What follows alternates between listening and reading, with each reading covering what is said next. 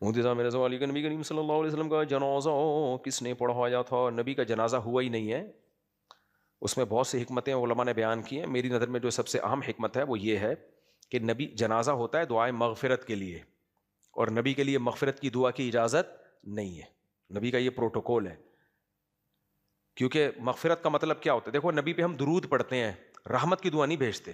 ہم یہ نہیں کہتے اللہ رحم اللہ محمدن صلی اللہ علیہ وسلم، اللہ محمد صلی اللہ علیہ وسلم پر رحم کرے، یہ نہیں ہم دعا کرتے.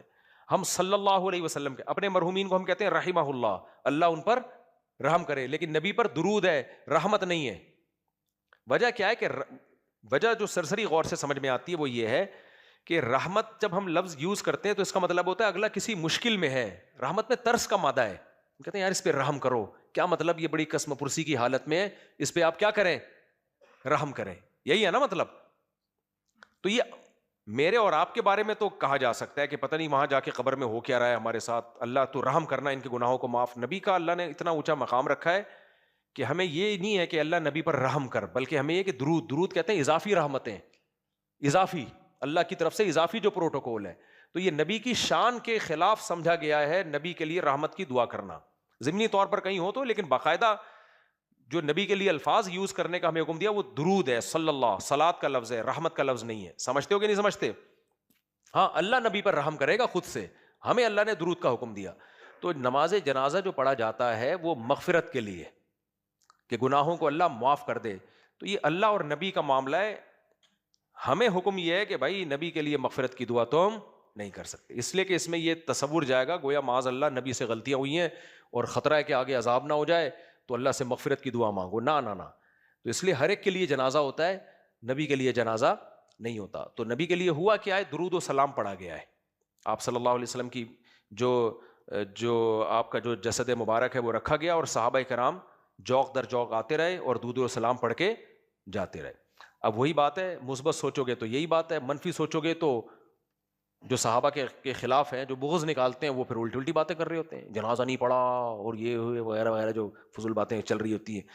تو بھائی صحابہ سے زیادہ نبی پہ نبی کا کون چاہنے والا تھا؟ اور نبی صلی اللہ علیہ وسلم کے جو تاخیر ہوئی ہے نا دفنانے میں، اس تاخیر کو عام جنازوں پہ قیاس نہیں کیا جا سکتا. نبی کے جنازے میں تاخیر جو ہوئی ہے دو وجہ سے. نمبر ایک، انبیاء کا جسم خراب نہیں ہوتا، ذرہ برابر تغیر نہیں آتا اور حسن پیدا ہو جاتا ہے اس میں. جبکہ ہمیں جو میت کو دفنانے کا حکم ہے وہ اس لیے کہ برف خانوں سے بچاؤ اور جلد سے جلد دفناؤ، کیونکہ تغیر میت میں تبدیلی آنا شروع ہو رہی ہے، چہرے کی رونق ختم ہو رہی ہے. انبیاء کے چہرے کی رونق تو بڑھتی چلی جاتی ہے.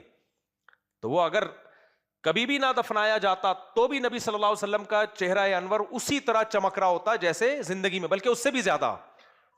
اور دوسری وجہ یہ تھی کہ صحابہ کو یہ خطرہ تھا کہ اگر ہم نے دفنا دیا تو خلافت کے مسئلے میں اختلاف نہ پیدا ہو جائے کہیں.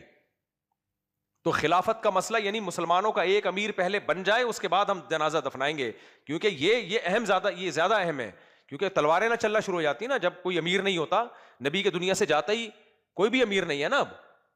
تو کوئی بھی دشمن فائدہ اٹھا کے حملہ کر دے، کچھ بھی کر دے، تو پہلے امیر کا وجود کیا ہے؟ ضروری ہے. تو اس لیے حضرت ابوبکر کا پہلے انتخاب کیا، سب نے ان پر بیعت کی، اس کے بعد آپ صلی اللہ علیہ وسلم کو دفن کیا گیا. تو وہاں تاخیر میں یہ دو وجہ تھی. ہمارے یہاں جو تاخیریں ہو رہی تھی ان میں کوئی یہ وجہ، ان میں سے ایک وجہ بھی نہیں ہوتی.